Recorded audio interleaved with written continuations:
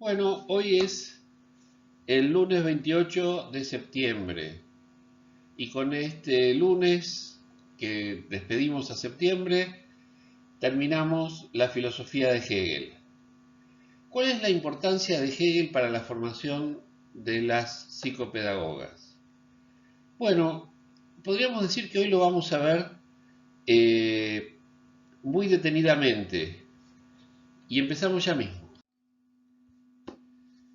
Eh, Llevamos dicho hasta ahora que para Hegel la naturaleza y el espíritu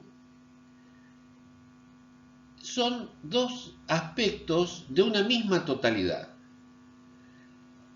El desarrollo de la naturaleza a través de la idea se convierte en espíritu. ¿Qué es el espíritu? El espíritu es la conciencia, es lo que nos permite fundamentalmente a los seres humanos. Hegel no habla de otros espíritus, no habla, por ejemplo, del espíritu de las plantas o del espíritu de los astros o el espíritu de los momentos del día. Hay religiones o creencias que sí lo hacen. Algunas de nuestras supersticiones de campo, etcétera, mantienen esta idea de que la naturaleza tiene una parte de inteligencia. Bueno, esa inteligencia, esa capacidad de dotar de sentido se llama espíritu. Pero la historia de la totalidad, naturaleza y espíritu, no llega todavía a su final porque le falta, según Hegel, el momento de la conciencia, el momento de la reconciliación entre la idea o el espíritu y la materia o la naturaleza. Vamos a diferenciar entonces tres aspectos del espíritu: el subjetivo, el objetivo y el absoluto. Las manifestaciones del espíritu subjetivo son universales, es decir, la humanidad se caracteriza por estas dos cuestiones que vamos a ver inmediatamente, que son la actividad práctica y el querer libre. La misma definición de estos aspectos del espíritu subjetivo nos conducen a nuestra vida cotidiana. ¿Qué es la actividad práctica? La unidad de tendencias, sentimientos, impulsos y la aspiración a la felicidad que permiten al espíritu poseerse a sí mismo. Es decir, es aquello que da a cada uno de los individuos la capacidad de sentirse dueño de sus actos. Eso es la actividad práctica. Pero fundamentalmente está el querer libre, que es un momento del espíritu subjetivo. Recordemos, el espíritu subjetivo es la conciencia individual. Este momento, llamado querer libre, aparece cuando el individuo se eleva por encima de los condicionamientos y limitaciones accidentales y se autodetermina libremente. Esto es, cuando tomamos decisiones en momentos cruciales de nuestra vida. No cuando decidimos ponerle azúcar o sacarina al té. No, es en el momento en que el hombre como espíritu subjetivo se constituye esencialmente como libertad. Cuando definimos nuestra sexualidad, cuando definimos nuestros afectos, nuestros compromisos, ya sea para mantenerlos o para deshacerlos.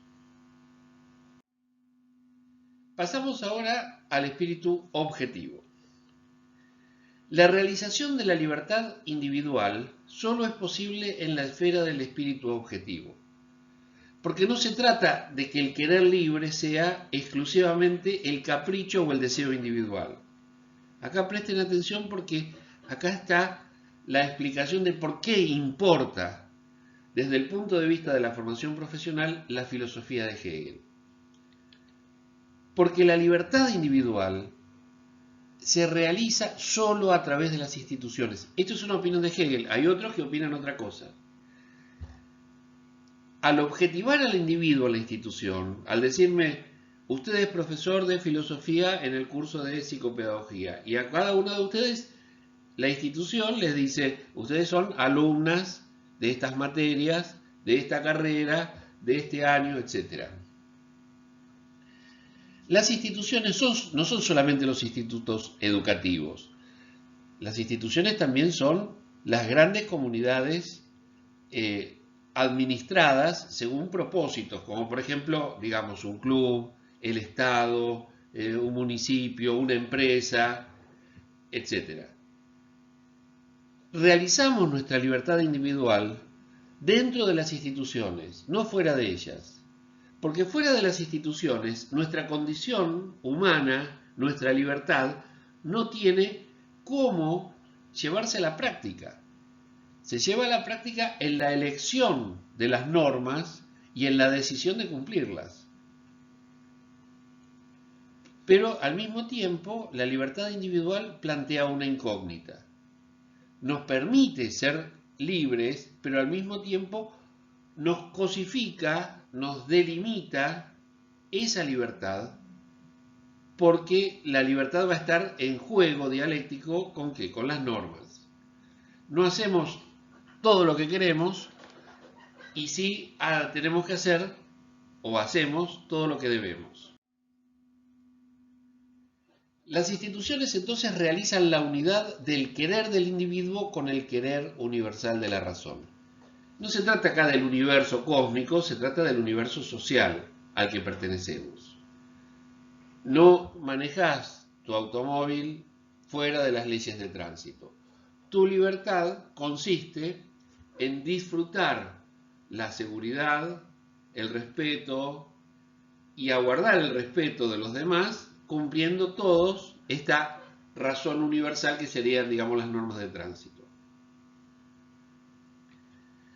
Únicamente se puede ser libre en la unidad de individuo y razón. Así como los perros no son libres, desde el punto de vista ético, ellos son animales que están determinados a su amo. Y si no, están determinados, vamos a suponer que un perro callejero, está determinado a su suerte. No puede elegir a dónde ir, porque evidentemente cualquier lugar es lo mismo para el perro. Uno puede decir, no, pero no es lo mismo estar bajo techo que eso es correcto, que estar a la intemperie. Lo que quiero decir es que, así como nosotros, en la medida de las posibilidades, elegimos vivir en una ciudad o en otra, con algunas personas y no con otras, en la medida en que lo podemos realizar, podemos elegirlo. Y aunque no lo podamos realizar, podemos tener el deseo de hacerlo. Bueno, parece que los animales no tienen ese deseo. Entonces, la unidad de individuo y razón, ¿dónde se realiza? Se realiza especialmente en las instituciones, mediante la autoridad de las instituciones. No el director o el jefe o la jefa, no, se trata de la autoridad, es decir, de la contención que la institución impone a la libertad de los individuos.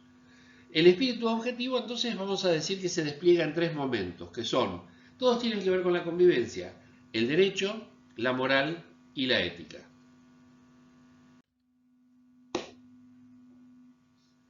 El derecho determina, por supuesto, las leyes, las normas. El individuo es persona que está esencialmente fundado en la propiedad privada. El derecho está, digamos, se funda en la propiedad privada. El individuo es la persona, el sujeto, digamos, de esa normativa. Por lo tanto, el ejercicio de tal derecho es lo único que hace al hombre persona libre. Después está la moralidad. El espíritu acá, en este caso, es sujeto que desde su voluntad libre se propone como voluntad universal y quien define lo que es el mal. La moralidad, acá no estamos hablando del espíritu subjetivo, sino del espíritu objetivo, que define el mal, define la barrera entre el bien y el mal. Por eso es que la moralidad tiene como característica diferenciar la intención moral del sujeto y la acción externa, que es lo que efectivamente cumple el sujeto. Ética, familia, sociedad y Estado. Estos son los tres momentos de la moralidad. La ética es la realización objetiva de la moral, ¿sí? Que supera la distinción entre intención y acción. Es decir, en algún punto tenemos que encontrar el límite entre la acción buena y la acción mala. Ese límite es la realización verdadera del deber ser. Pongamos la norma que todos conocemos, no matar. El respeto por la vida es una norma de absoluto de cumplimiento inexorable. Por eso es que esa norma inexorable se convierte en deber para toda una sociedad. Es lo que Hegel considera el espíritu de un pueblo como uno de los aspectos del espíritu objetivo.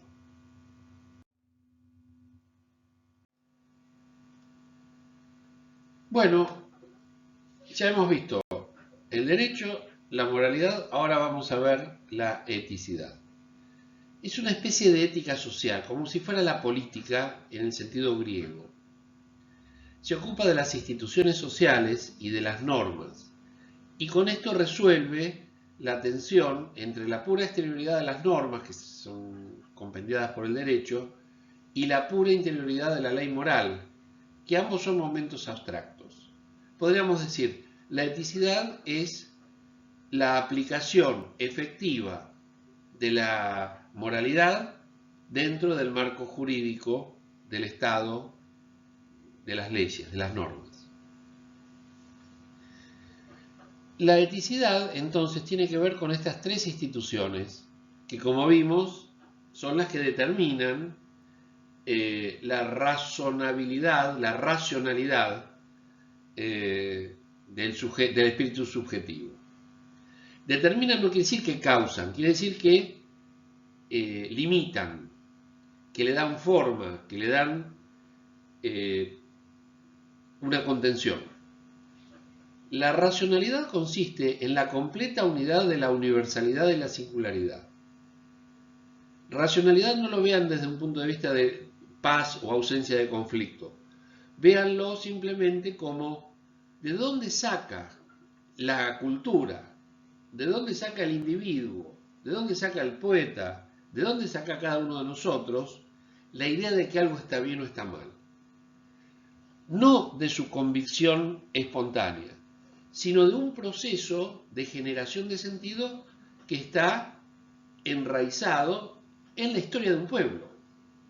Por eso es que la racionalidad consiste en que el individuo introyecte, esto es una terminología psicológica, no es la de Hegel, pero es para que nos entendamos, el sujeto, el individuo, debe incorporar las pautas culturales de su pueblo, de su sociedad. Su sociedad impone la universalidad y el individuo, de alguna forma, realiza esas pautas universales a través de su conducta. El equilibrio se lograría justamente en el momento en que los deseos del individuo coinciden con los deseos o con los imperativos sociales. En el caso del Estado, son como distintas formas de institución. La familia, la sociedad entendida como la vida pública y el Estado entendido como la autoridad que regimenta y hace cumplir las leyes. Así como hay una autoridad que es el padre, hay una autoridad que es la tradición en la sociedad civil y hay una autoridad, digamos, que es el poder ejecutivo, el poder legislativo, que es el Estado, el que fija y hace cumplir las leyes. Entonces, en el caso del Estado consiste en la unidad de la libertad objetiva, es decir, la voluntad universal, y de la libertad subjetiva, como saber individual y voluntad que busca sus fines particulares. ¿Qué representa la familia? un tipo de universalidad no articulada, porque la familia absorbe a sus miembros. De tal manera que la descomposición de la familia se da simplemente por la separación de cualquiera de sus miembros. El padre, la madre. La familia es un poco abstracto también, no piensen en una familia de convivientes, piensen en una familia organizada sobre la base del amor mutuo y un proyecto histórico común.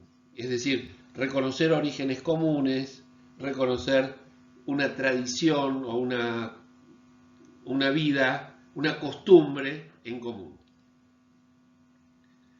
La sociedad civil, como vimos, tiene que ver con la vida pública y solo se expresa desde el punto de vista de los individuos. Por eso en la actividad pública están la prensa, los medios de comunicación, bueno, la educación. Hay un aspecto que controla el Estado, como también hay un aspecto de la familia que controla el Estado. Hay un juzgado de familia que dirime, o que ayuda a dirimir en todo caso, los conflictos entre los miembros familiares.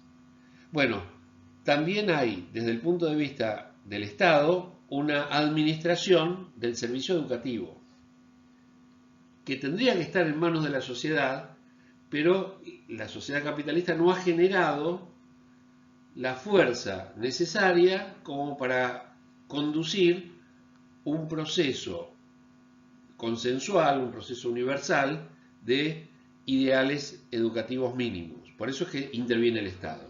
El Estado en ese caso se arroga, se adjudica el poder de construcción de esta convivencia dentro de la sociedad civil. Y finalmente el Estado, del que venimos hablando siempre, porque inexorablemente el espíritu objetivo termina en esta totalidad universal articulada, la armonía entre la ley y los intereses particulares. Hay muchísimos ejemplos, pero piensen en los más fáciles de todos. ¿Por qué se persigue a los delincuentes? Porque justamente el delincuente define su accionar afectando intereses particulares. ¿Sí? El robo, el asalto, otros más terribles como la violación, el secuestro, etc., afecta a los intereses particulares. Por eso el Estado vela, es decir, vigila que se mantenga la armonía entre la ley y los intereses particulares. Fíjense lo que dice la Constitución Nacional Argentina, artículo 19. Las acciones privadas de los hombres, que de ningún modo ofenden al orden y a la moral pública, es en subjuntivo, que de ningún modo ofendan al orden y a la moral pública, ni perjudiquen a un tercero, esas acciones están solo reservadas a Dios y exentas de la autoridad de los magistrados. Ningún habitante de la nación será obligado a hacer lo que no manda la ley, ni privado de lo que ella no prohíbe. Como ven, la Constitución Liberal Argentina de 1853, todavía está en vigencia este artículo 19, establece un límite a la actividad del Estado, permitiendo entonces a los individuos, más que permitiendo a los individuos, limitando el poder de policía del Estado frente a aquellas cosas que la ley no prohíbe o que la ley no ordena. Llegamos ahora sí al espíritu absoluto. El espíritu absoluto, como vimos, volvamos un poquito al comienzo, hemos dicho que el espíritu se ha arrancado de la naturaleza para volverse a sí mismo como espíritu subjetivo. Es decir, el espíritu es básicamente conciencia, y esa conciencia lo primero que es autoconciencia, es conciencia reflexiva. Ha creado un mundo humano objetivo a partir del espíritu subjetivo. Es una especie de segunda naturaleza. Ahí rige el derecho, la moral y el Estado. Y ahora, en este tercer momento, regresa en un movimiento que supera la subjetividad y la objetividad. Este es el espíritu absoluto. El espíritu, ahora sí, definitivamente reconciliado ¿con quién? Consigo mismo, pero fundamentalmente con la naturaleza, de la que ha sido arrancado en el comienzo de la historia. Acá tenemos una visión de conjunto del sistema de Hegel. En este momento nos estamos concentrando, voy a tomar un lápiz y lo voy a marcar con negro, nos estamos concentrando en la filosofía del espíritu. Tenemos espíritu subjetivo, espíritu objetivo y espíritu absoluto. Hemos visto que el espíritu subjetivo, esto había quedado de la clase anterior, se divide en tres grandes ciencias, que son la antropología, la fenomenología y la psicología. El espíritu objetivo, hemos visto recién, derecho, moralidad y eticidad. Y lo que veremos ahora es el espíritu absoluto, que son las construcciones que el espíritu objetivo ha consolidado como expresión de la autoconciencia del espíritu. Por eso son tres grandes fases. Una es el arte, que genera sentido a través de la sensibilidad. Otro es la religión, que genera sentido, según Hegel, a partir de la emotividad. Y finalmente la filosofía, que cierra la autoconciencia del espíritu absoluto, generando sentido a partir de la idea y de la razón.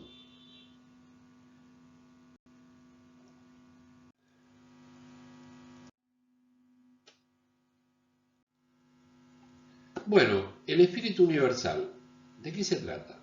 Lo más importante para Hegel es el espíritu universal. Todo es más que cada uno, lo que llamamos la totalidad. El espíritu universal se desarrolla y evoluciona a través de la historia. Comenzó cuando la naturaleza se escindió, se separó y comenzó a reflexionar a través de la idea, generando el espíritu, que se separó de la naturaleza, que fue arrancado de la naturaleza. Desde entonces, esta reflexión, desde el punto de vista de Hegel, continúa en aumento. Se conoce entonces por las acciones de los individuos, y las religiones populares son sus manifestaciones.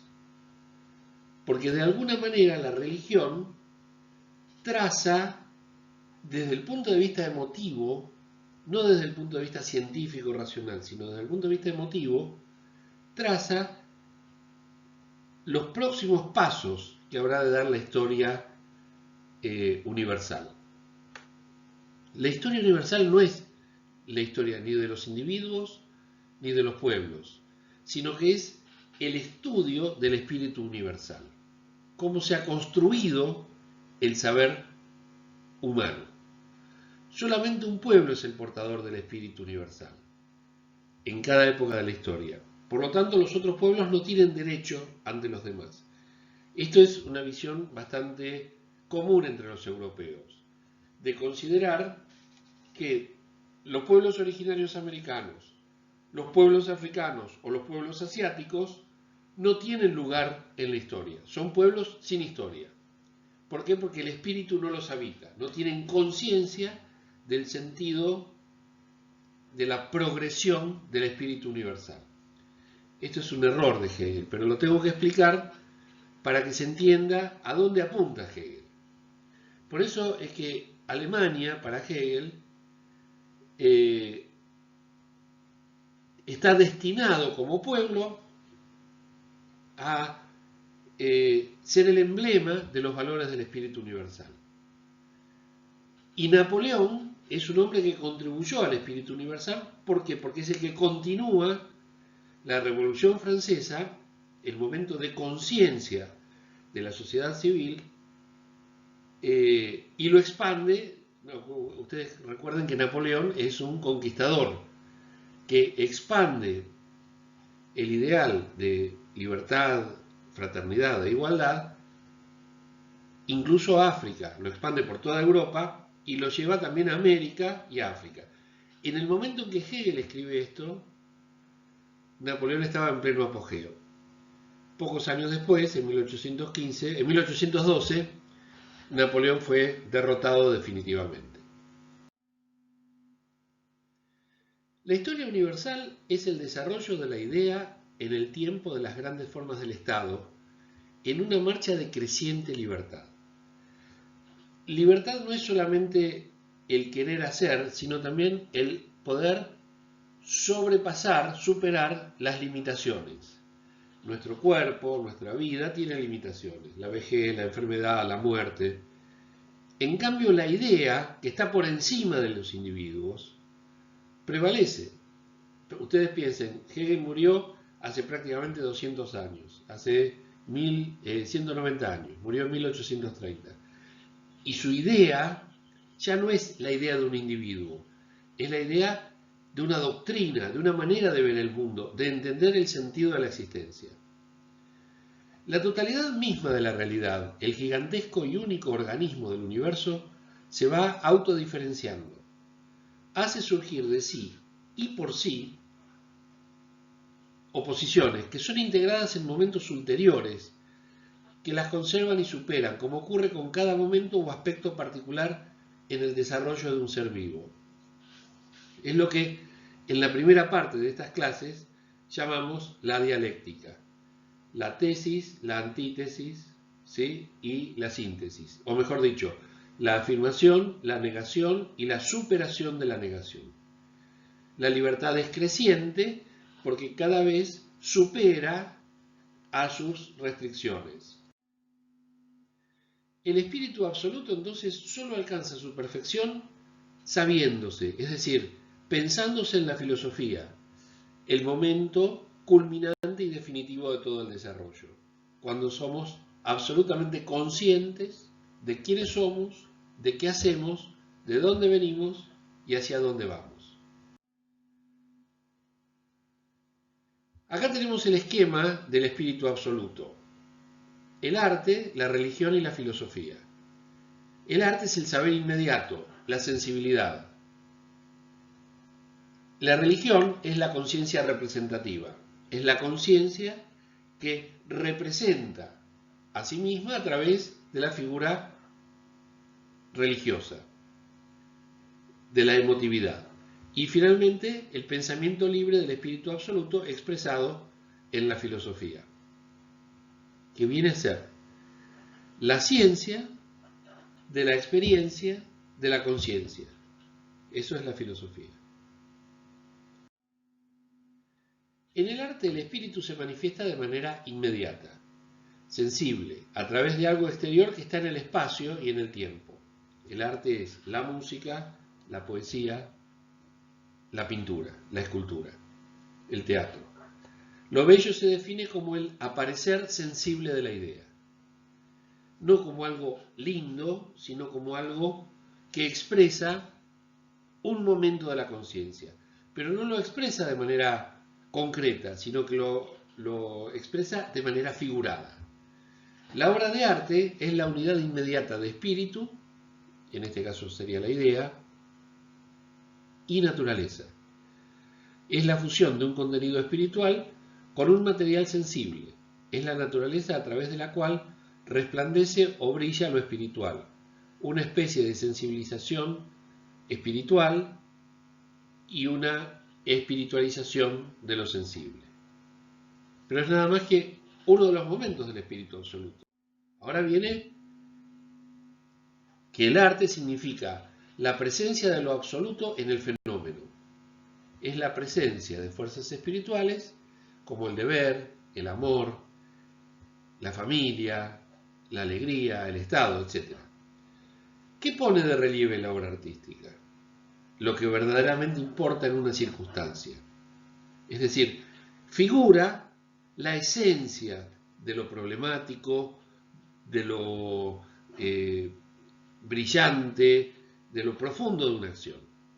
Y lo hace como característica de elevar el caso particular, ¿sí?, el hecho corriente, a su significado universal, eterno, infinito. Por ejemplo, por decir algo, ¿no? El amor, la traición, la muerte de un ser querido.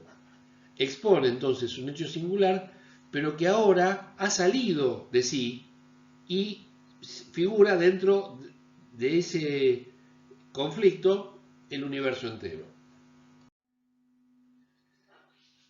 El espíritu absoluto tiene como segundo momento el momento religioso. Aquí el predominio se debe a que Dios se identifica con el espíritu absoluto. Solo alcanza su perfección sabiéndose, pensándose en la filosofía, que ocupa el momento culminante y definitivo de todo el desarrollo. El espíritu absoluto y la religión, que utiliza la representación, igual que el arte, como medio propio. El arte utiliza la intuición sensible, mientras que la religión utiliza la representación. La representación es un pensamiento envuelto en ropaje imaginativo. Por eso está atado a lo sensible, pero porque ese espíritu absoluto tiene sentido universal. La representación religiosa remite explícitamente a lo absoluto como algo que está más allá del propio espíritu.